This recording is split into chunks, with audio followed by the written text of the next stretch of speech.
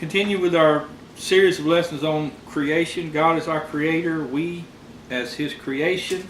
Psalm 139 says, verse 14, I will praise thee, for I am fearfully and wonderfully made.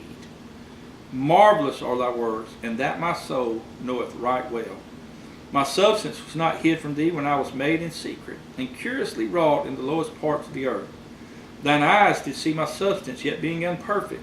And in thy book all my members were written, which in continuance were fashioned, when as yet there was none of them.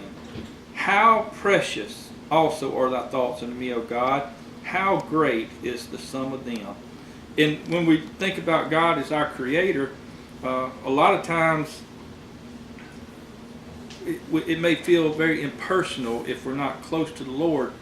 This is telling us that God created us in a special way, that we were well thought out. I mean, you think about the very fact that we're able to see, we're able to hear, we're able to taste, we're able to touch, we're able to feel, we're able to love, we're able to do all the things that you and I are able to do.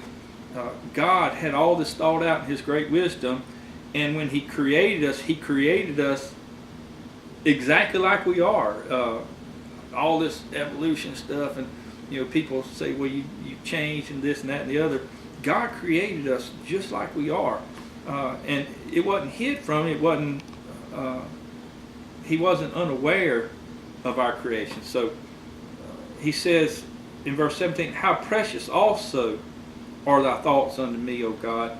God, who created you, says that he thinks of you. He said, how precious are thy thoughts unto me, O God. So the psalmist here is saying, God, I know you think about me. I know you love me. I know that you have considered who I am and all I am. And too often we get discouraged and we get depressed. We get all kinds of stuff. And the reason we have is because we've forgotten that God is our creator. And he loves us more than anything that you could ever understand or imagine.